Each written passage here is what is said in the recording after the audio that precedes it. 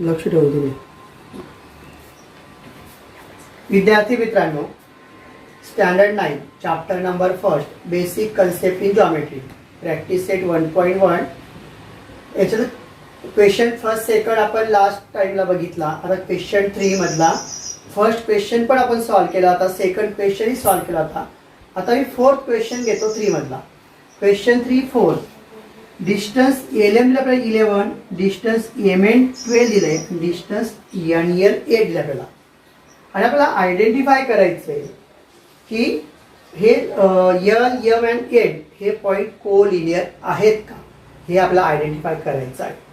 मी मागच्या वेळेस म्हटलं तुम्हाला की ग्रेटर डिस्टन्स जे असतं ते आपण डिस्टन्स या तिघांमध्ये डिस्टन्स एम एन 12 हे ग्रेटर आहे.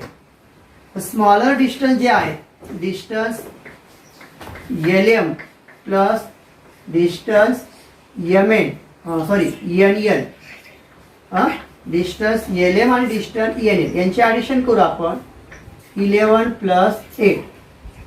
तर distance L M plus distance N L is equal to 90 याला इक्वेशन सेकंड. आणि मग आता जर बघितलं आपण या ठिकाणी तर from equation first and equation second काय म्हणता येईल. फर्स्टची राईट साईड 12 आहे, सेकंडची राईट साईड 90. राईट साईड दोघांची अनइक्वल आहे.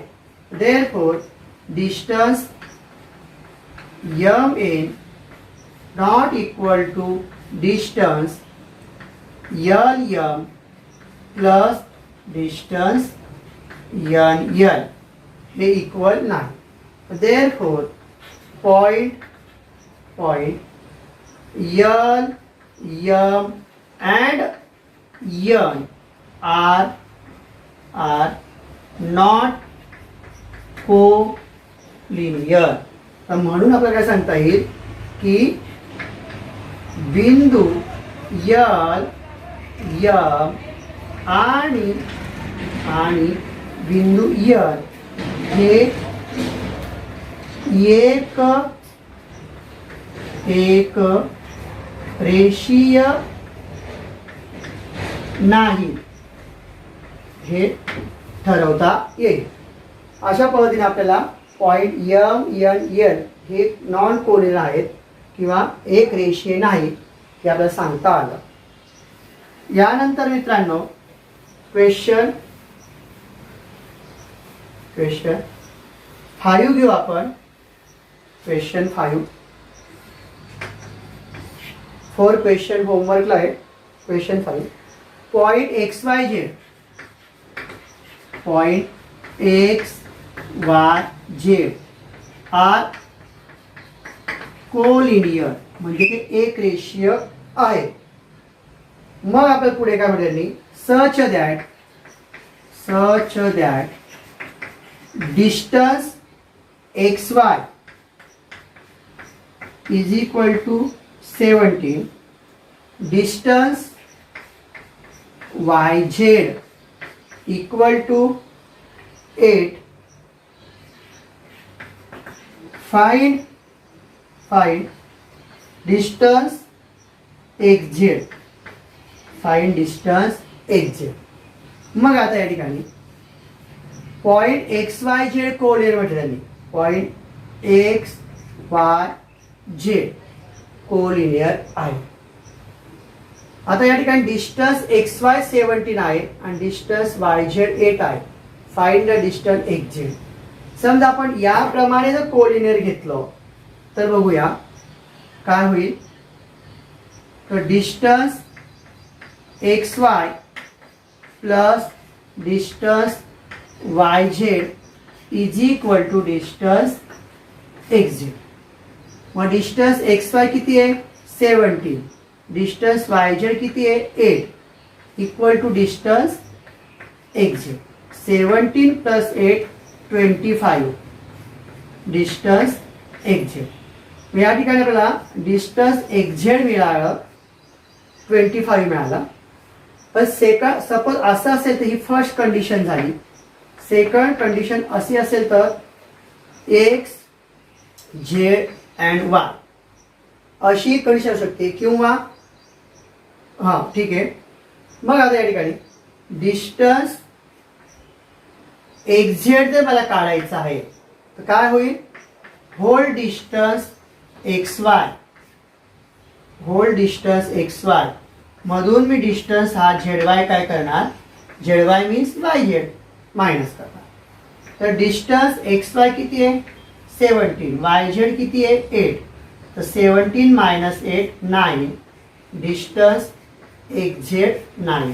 म्हणजे याही पद्धतीने आपल्याला सांगते, कारण या ठिकाणी फक्त हे म्हटले point X Y Z are coordinate. पण शक्यतो हे लिहिलं तरी काय बिघडणार नाही, परंतु या दोघी कंडिशननुसार आपल्याला डिस्टन्स एक्झॅक्ट इथं 25 मिळते, इथं एक्झॅक्ट 9 मिळते. अशा पद्धतीने आता question 6, question 6, question 6, question 6.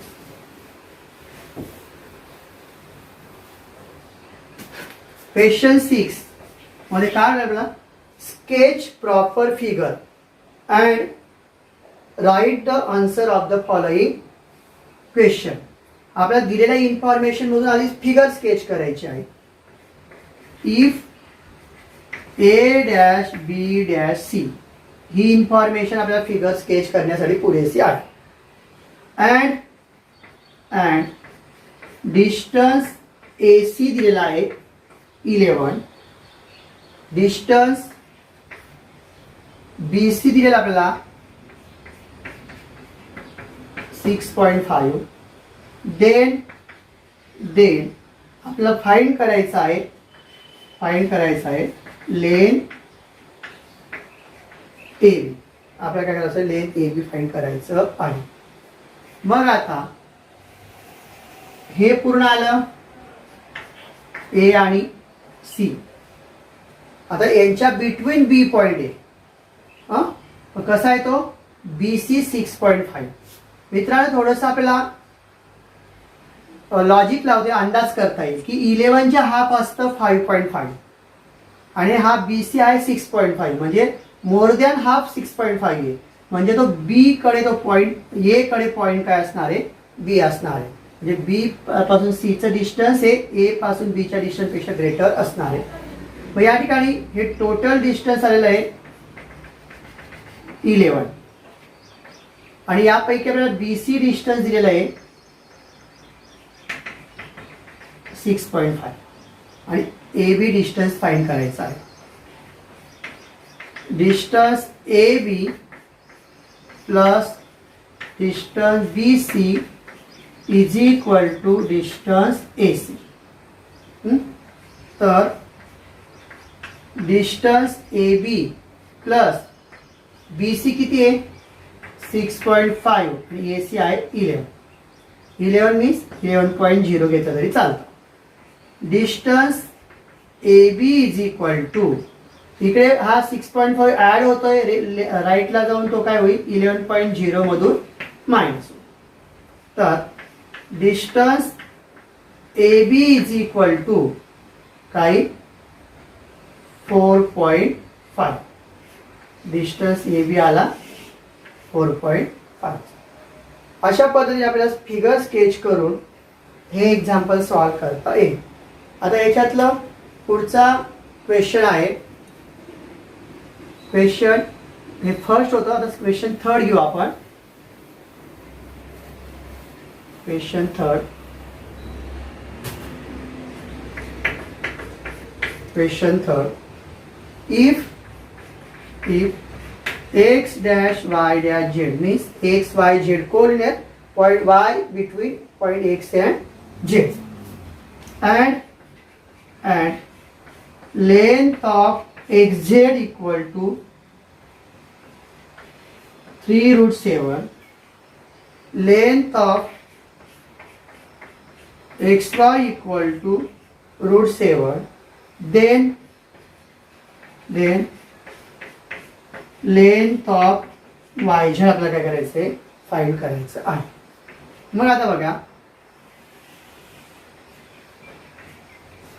X Z, आता एक्स झेड म्हटले त्यांनी एक्स वाय झेड हे कोऑर्डिनेट पॉईंट आहे. Distance X Z 3√7, distance X Y √7. Find distance Y Z. या ठिकाणी काही करेक्शन असलं पाहिजे, हे नंतर घेऊ मी, कारण की इथं एक्स झेड आपला सॉरी बरोबर आहे. एक्स झेड 3√7 दिलेलं आहे. टोटल एक्स झेड आहे 3√7. सॉरी, एक्स वाय दिलेलं आहे एक्स वाय